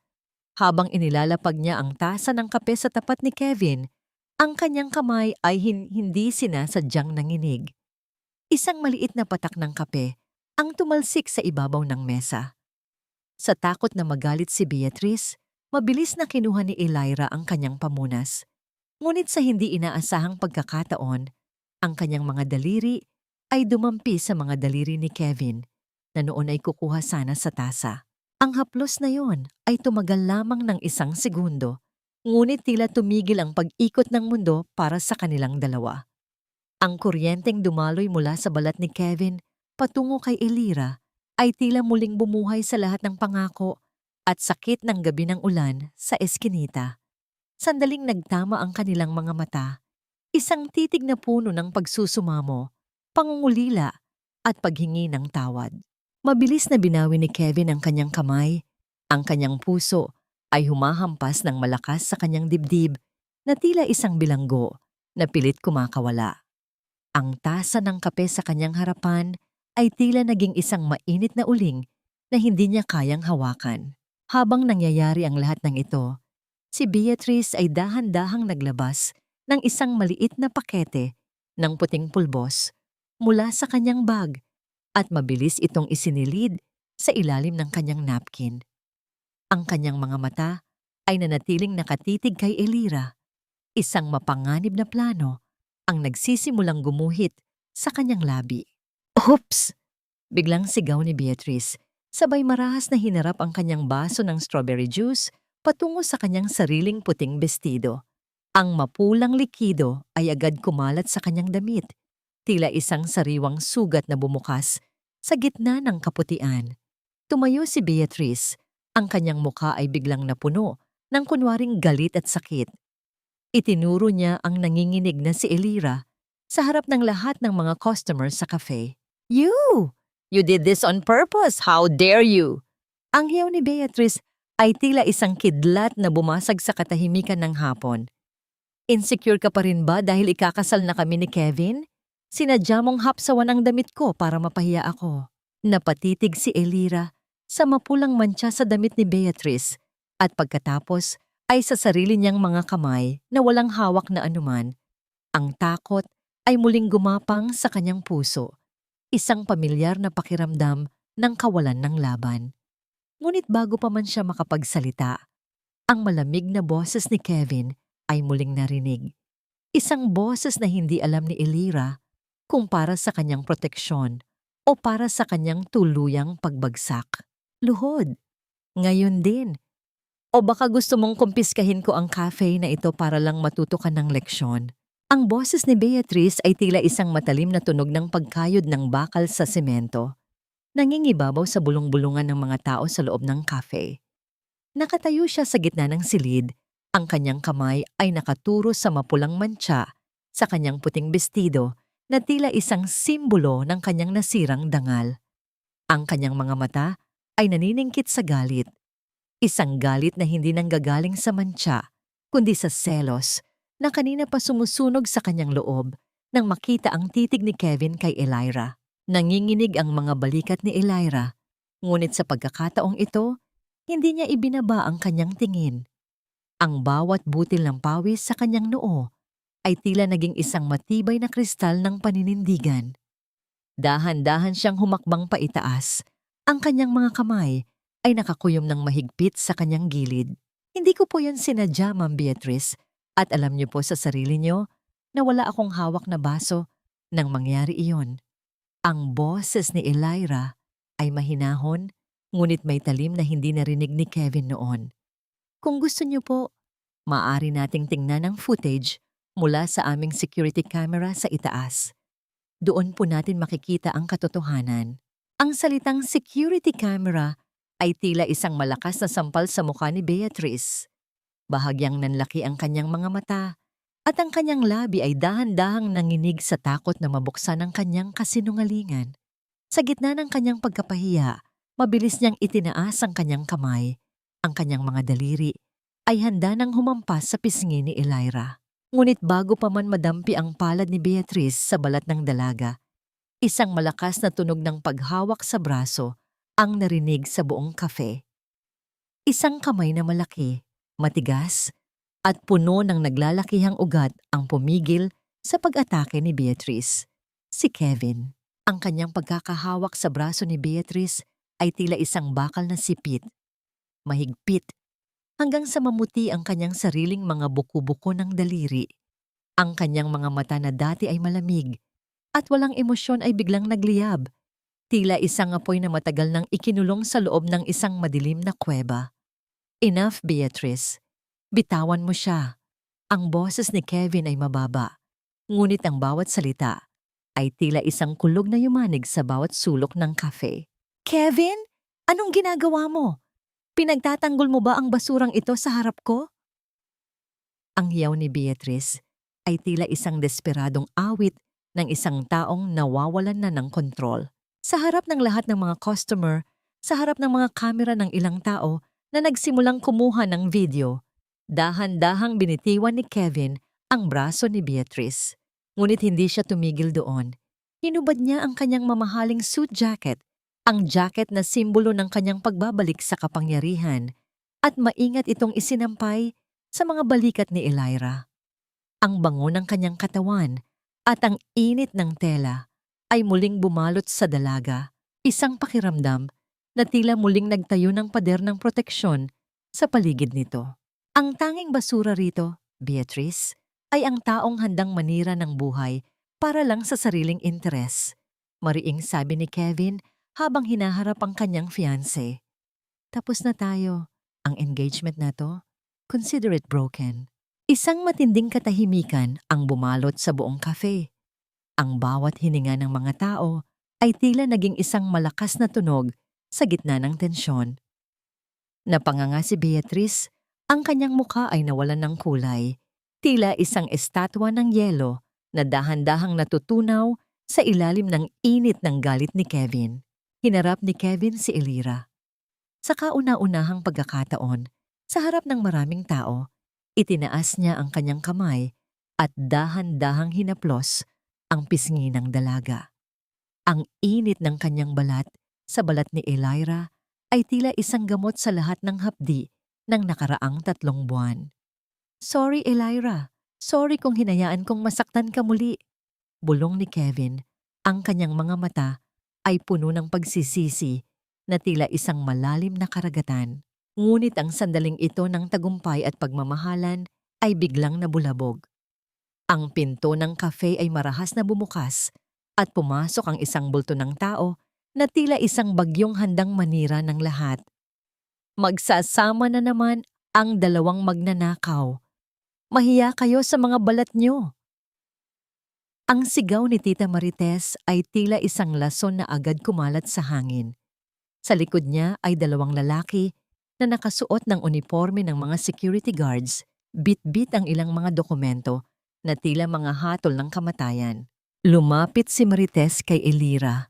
Ang kanyang mukha ay namumula sa galit at kasakiman. Huwag niyo akong lokohin. Akala mo ba matatakpan mo ang ginawa mo sa akin? Ang bahay na tinutuluyan niyo, ang cafe na ito, lahat yan ay galing sa perang ninakaw mo sa akin. Ang bawat kasinungalingan ay may hangganan, at ang bawat utang na loob na ginawang sandata para sa pang-aabuso ay may nakatakdang pagbabayad. Ang sigaw ni Tita Marites ay tila isang marahas na hanging humahampas sa mga pader ng cafe. Pilit na ginigiba ang katahimikang pilit na binuo ni na Kevin at Elira. Hawak ng matanda ang ilang pirasong papel na tila mga ebidensya ng kanyang pagiging biktima. Ang kanyang mga mata ay nanlilisik sa galit, isang galit na nanggagaling sa takot na mawala ang huling pagkakataon niyang kumapit sa yaman. Tingnan niyo ang mukha ng babaeng ito, isang mapagkunwari. Inalagaan ko, pinakain ko, pero nung nagkapera ay ninakawan ako at iniwan sa kalsada. Ang hiyaw ni Marites habang itinuturo ang nangangatog na si Elira. Ang ilang mga customer ay nagsimulang magbulungan. Ang kanilang mga mata ay puno ng pagdududa. Humakbang si Elira paitaas. Ang kanyang mga kamay ay hindi na nakaakuyom sa takot, kundi sa paninindigan. Tama na, tita. Tapos na ang panahon na nananahimik ako dahil sa takot na baka wala kaming matuluyan. Tapos na ang panahon na ginagamit niyo ang salitang pamilya para sipsipin ang bawat patak ng dugo sa amin ng tatay ko. Aba't sumasagot ka na? Wala kang utang na loob. Akma na namang sasampalin ni Marites si Elira ng isang pamilyar at mabigat na tunog ng pagtuktok ng baston sa sahig ang narinig sa buong silid. Ang bawat pagdampi ng matigas na kahoy ng baston sa makintab na tile ay tila bantas ng isang paparating na hatol. Dahan-dahang bumukas ang pinto at pumasok si Don Valeriano. Ang kanyang mukha ay kasing tigas ng bato. Ang kanyang presensya ay tila isang ulap na nagbibigay ng anino sa lahat ng ingay sa loob. Ang tanging walang utang na loob dito, Marites, ay ikaw. Ang boses ni Valeriano ay hindi malakas, ngunit bawat salita ay tila isang sampal ng katotohanan. Inihagis ni Valeriano ang isang makapal na folder sa ibabaw ng mesa. Ang tunog ng pagbagsak ng mga papel ay tila ang huling hininga ng mga plano ni Marites. Lahat ng ebidensya ng pagnanakaw mo sa pondo ng ospital ng kapatid mo ay nariyan. Ang pekeng pirma na ginamit mo para isang laang bahay na hindi mo naman pag-aari, nariyan din. At ang listahan ng mga utang mo sa sugal na binayaran ko gamit ang pangalan ni Elira, lahat yan ay sapat na para mabulok ka sa kulungan. Ang mukha ni Marites ay agad nawalan ng kulay, tila isang tuyong dahon na dahan-dahang naluluoy sa gitna ng init. Ang kanyang mga kamay na kanina ay mapangapi ay nagsimulang manginig. Don Valeriano, pakiusap. Nagkakamali po kayo. Ginawa ko lang po yun para sa pamilya. Ang pamilya ay hindi ninanakawan, Marites. Ang pamilya ay hindi ginagawang kasangkapan sa kasakiman. Ang tugon ng matanda ay walang bahid ng awa. Kasunod nito ay ang pagpasok ng dalawang pulis. Ang tunog ng pagkakalansing ng posas habang inilalabas ito mula sa kanilang baywang ay tila ang huling tunog ng kalayaan para kay Marites. Nang maramdaman ng matanda ang lamig ng bakal sa kanyang mga pulso, doon lamang siya tuluyang bumagsak. Elira, tulungan mo ako. Anak, pakiusap. Magkadugo tayo. Ang pagsusumamo ni Marites ay tila isang desperadong hiyaw sa gitna ng malalim na hukay. Napaluhod siya sa harap ni Elira. Ang kanyang mga luha ay mabilis na dumadaloy, ngunit wala ng emosyon na makikita sa mga mata ng dalaga. Dahan-dahang yumuko si Elira upang mapantayan ang kanyang tiyahin. Tinitigan niya ito ng diretso sa mga mata. Ang mga matang dati ay pinagmumulan ng kanyang matinding takot. Binayaran ko na po ang lahat ng utang na loob ko sa inyo, tita. Binayaran ko yon ng bawat gabing hindi ako nakatulog sa takot, bawat pasang iniwan niyo sa balat ko, at bawat patak ng luha ng tatay ko dahil sa inyo. Ang boses ni Elira ay mahinahon ngunit puno ng pinalidad. Mula sa oras na ito, hindi na kita tiyahin, hindi na kita pamilya. Habang kinakaladkad ng mga pulis si Marites palabas ng cafe, ang matanda ay patuloy na sumisigaw at nagpupumiglas, ngunit ang bawat hiyaw niya ay tila nilalamon lamang ng ingay ng lungsod sa labas. Naiwan ang katahimikan sa loob ng cafe. Isang katahimikang hindi na nakakasakal, kundi isang katahimikang nagbibigay daan sa bagong simula. Hinarap ni Kevin si Elira, ang kanyang mga mata ay basa ng emosyon. Walang salita ang lumabas sa kanyang bibig, ngunit ang dahan-dahang pag-abot niya sa kamay ni Elira at ang mahigpit na pagpisil dito ay sapat na upang sabihing tapos na ang bagyo. Don Valeriano looked at the two, a faint smile on his weary face. He knew that the journey to healing had just begun, but at least the shackles of the past were finally broken. Ang bawat pilat sa puso ay tila mga guhit ng isang mapa patungo sa tunay na pag-unawa at pagpapakumbaba. Ang loob ng opisina ni Don Valeriano ay nababalot ng isang kakaibang katahimikan, isang katahimikang hindi na mabigat, kundi puno ng mga salitang matagal ng kinimkim. Ang amoy ng lumang papel at sandawo ay humahalo sa malamig na hangin ng hapon na pumapasok mula sa bahagyang nakabukas na bintana. Nakaupo ang matanda sa likod ng kanyang malaking mesa. Ang kanyang baston ay nakasandal sa gilid, habang ang kanyang mga kamay na puno ng kulubot ay dahan-dahang naglalaro sa isang lumang litrato ng kanyang yumaong asawa. Hinarap ni Valeriano si Kevin at Elira na noon ay magkatabing nakatayo sa kanyang harapan. Ang bawat hininga nila ay tila naririnig sa gitna ng silid, may halong kaba at pag-asa. Akala niyo ba ay ganoon ako kasama? Ang boses ni Valeriano ay gumaralgal, isang tunog na tila mga tuyong dahon na nagkikiskisan. Kevin, kailangan kong gawin ang lahat ng iyon dahil kailangan mong madapa ng husto para matuto kang tumayo ng tama. Ang yaman na ibinigay ko sa iyo noon ay naging lason sa iyong puso at kailangan mong mawala ang lahat para mahanap mo ang iyong sarili. Dahan-dahang lumapit si Kevin sa kanyang lolo. Ang kanyang tindig ay hindi na ang dating mapagmataas na prinsipe. Ngayon ay isa na siyang lalaking may pakumbaba sa bawat kilos. Lolo, sorry po. Sorry kung naging bulag ako. Sorry kung kinailangan niyo pang dumaan sa ganitong hirap para lang ituwid ako.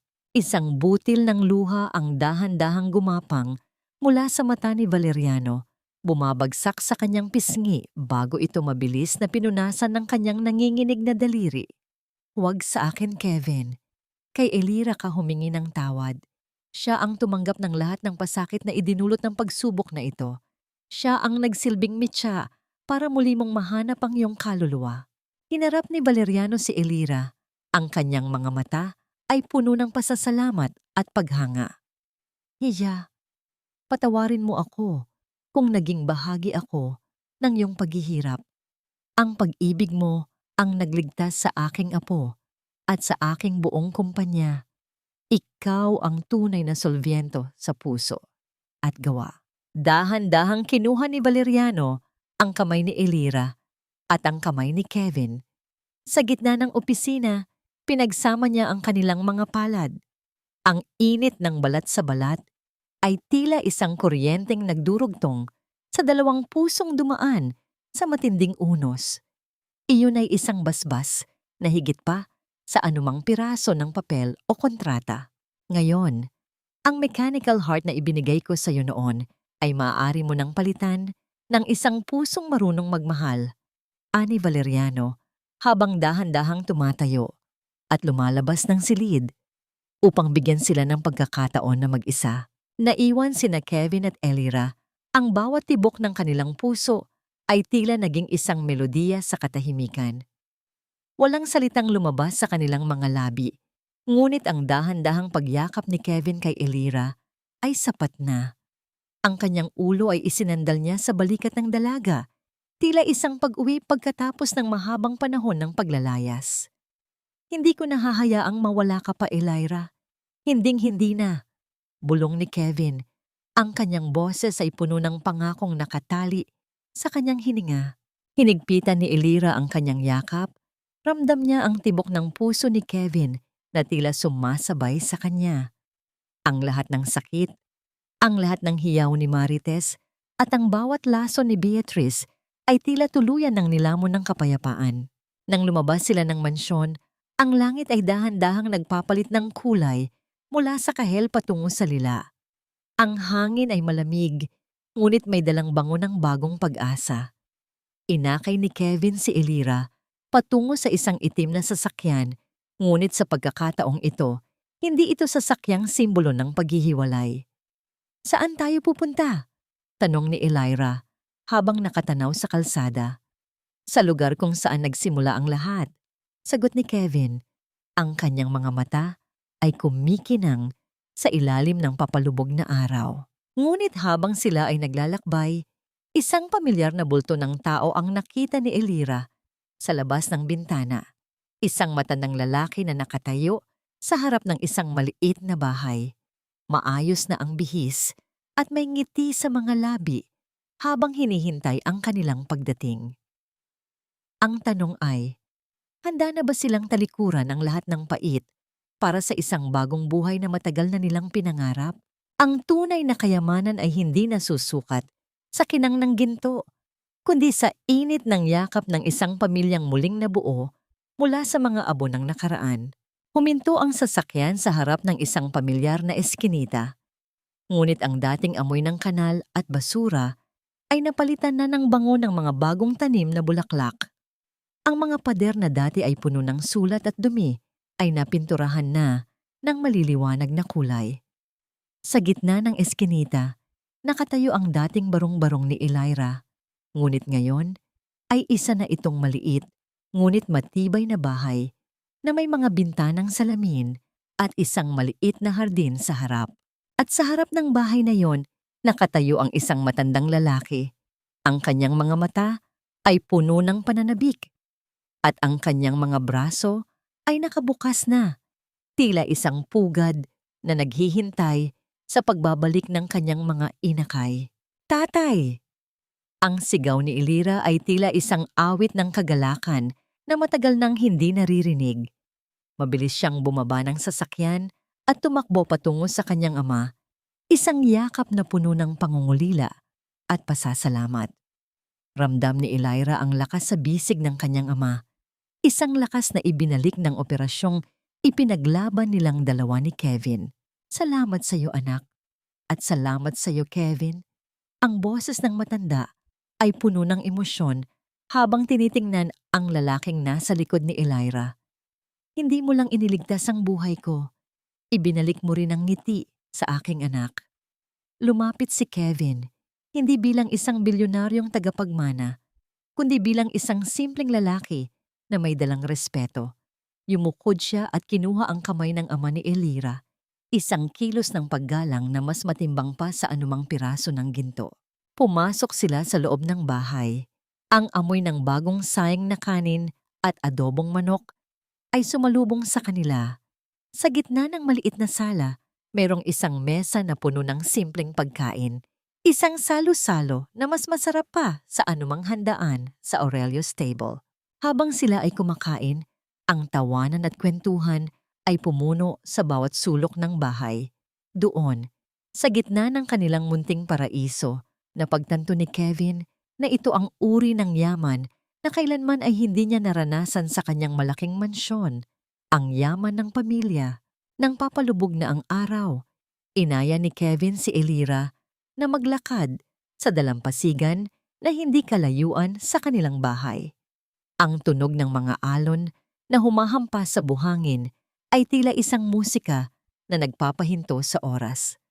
Ang hangin ay malamig at ang langit ay puno ng mga bituin na tila mga diamanteng isinabog sa itim na tela. Huminto si Kevin sa harap ni Elira. Walang singsing na mamahalin, walang mga pangakong nakasulat sa mamahaling papel. Ang tanging dala niya ay ang kanyang sarili. Isang pusong dumaan sa matinding pagbabago. Dahan-dahan siyang lumuhod sa harap ni Elira. Ang kanyang mga tuhod ay lumubog sa malamig at basang buhangin. Sa halip na isang singsing, Kumuha siya ng isang manipis na hibla ng damo at maingat itong pinilipit upang maging isang maliit na bilog. Elira, noong una kitang makilala, tinawag kitang basura. Pero hindi ko alam na sa gitna ng basurahan ng buhay ko, ikaw pala ang tanging kayamanan na aking mahahanap. Ang boses ni Kevin ay nanginginig, puno ng katapatan. Wala akong maipapangakong palasyo o korona. Ang tanging maibibigay ko ay ang puso kong natutong magmahal dahil sa iyo. Hayaan mo akong gamitin ang bawat araw ng buhay ko para ipakita sa iyo kung gaano kakahalaga. Itinaas niya ang singsing na gawa sa damo, ang pinakasimpleng alay, ngunit may pinakamalalim na kahulugan. Will you be my home, Elira? Will you marry me? Tumulo ang luha mula sa mga mata ni Elira, ngunit sa pagkakataong ito, hindi ito luha ng pait, kundi luha ng purong kaligayahan.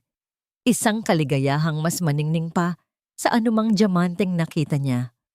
Oo, Kevin. Yes. Bulong ni Elira habang dahan-dahang isinusuot ni Kevin ang singsing na damo sa kanyang daliri. Tumayo si Kevin at niyakap si Elira ng mahigpit. Sa ilalim ng liwanag ng buwan, ang kanilang mga labi ay nagtagpo. Isang halik na hindi na puno ng pait o pagsisisi, kundi isang halik na naghuhudyat ng isang bagong simula. Isang halik na nagsasabing kahit gaano kadilim ang nakaraan, laging may liwanag na naghihintay sa dulo ng bawat pagsubok. Ang tunog ng mga alon ay naging saksi sa kanilang pag-ibig. Isang pag-ibig na sinubok ng apoy ng kahirapan at hinubog ng ginto ng pagpapatawad. 5 taon. Ang dating ingay ng away at sigawan sa eskinita ay napalitan na ng mahinang tunog ng mga kubyertos na tumatama sa porselanang plato. Sa loob ng Aurelio's table, hindi na bilang isang VIP si Kevin at hindi na rin isang waitress si Elira. Magkatabi silang nakaupo sa paboritong mesa sa tabi ng bintana, pinapanood ang paglubog ng araw na tila isang nag-aapoy na ginto sa ibabaw ng syudad. Mommy, look! The sky is eating the sun! Ang masayang sigaw ng isang maliit na batang babae na may mga matang kasing kinangnang sa kanyang ina at may buhok na kasing itim ng sa kanyang ama. Siya si Liwanag, ang 5 taong gulang na prutas ng kanilang pag-ibig, isang pangalan na pinili ni Kevin dahil iyon ang dinala ni Elira sa kanyang madilim na mundo. Dahan-dahang lumapit si Kevin sa kanyang anak at binuhat ito. That's because the son needs to sleep too, baby. Para bukas, may lakas ulit siyang bigyan tayo ng bagong umaga. Ang boses ni Kevin ay hindi na matigas o mapagmataas. Ito ay puno na ng lambing at init na natutunan niyang yakapin. Si Elira, na ngayon ay co-manager na ng buong restaurant chain, ay ngumiti habang pinapanood ang kanyang mag-ama. Ang Aurelio's table ay hindi na lamang isang lugar para sa mayayaman. Bawat Biyernes, ang kanilang kusina ay nagiging isang malaking community kitchen na naghahanda ng libu-libong pagkain para sa mga batang lansangan. Isang proyektong tinawag nilang Aurelio's Handog. Natagpuan nila ang tunay na kapayapaan, hindi sa pag-iipon ng yaman, kundi sa pagbabahagi nito. Sa kabilang dako ng lungsod, sa loob ng isang malamig at kulay abong selda, isang matandang babae na puti na ang buhok ang dahan-dahang binubuksan ang isang basket na puno ng prutas, mainit na pagkain at mga gamot. Ito ay isang padalang walang pangalan na dumarating sa kanya tuwing Pasko at kaarawan niya. Hindi alam ni Marites kung kanino ito nanggagaling, ngunit sa tuwing natatanggap niya ito, ang kanyang mga mata ay napupuno ng luha ng pagsisising hindi na niya kayang bawiin. Niyakap niya ang basket na tila isang huling alaala ng pamilyang sinira niya. Si Elira ay hindi na nagbalik, ngunit ang pagpapatawad ay dumating sa paraang hindi inaasahan. Isang pagpapatawad na hindi naghahanap ng kapalit. Isang pagpapatawad na nagpapalaya sa taong nagbibigay nito. Ang mga toring gawa sa ginto ay malamig at walang buhay, bulong ni Elira sa kanyang sarili habang nakatanaw sa kanyang pamilya. Pero ang tunay na tahanan ay itinayo sa pundasyon ng pag-unawa at pagpapatawad. Ang bawat sugat ay may dahilan. Ang bawat luha ay may kapalit. At sa dulo ng lahat ng sakit, laging may liwanag na naghihintay na pumasok sa bawat pilat. Hindi para burahin ito, kundi para paalalahanan tayo kung gaano tayo katatag na bumangon. Ito ay hindi lamang kwento ng isang prinsipe at isang waitress. Ito ay isang awit ng pag-ibig para sa katatagan ng bawat Pilipina. Isang patunay na ang pinakamatamis na tagumpay ay matatagpuan hindi sa pag-akyat sa tuktok, kundi sa pag-ahon mula sa pinakamalalim na hukay, hawak kamay, kasama ang taong nagturo sa iyong puso kung paano muling tumibok.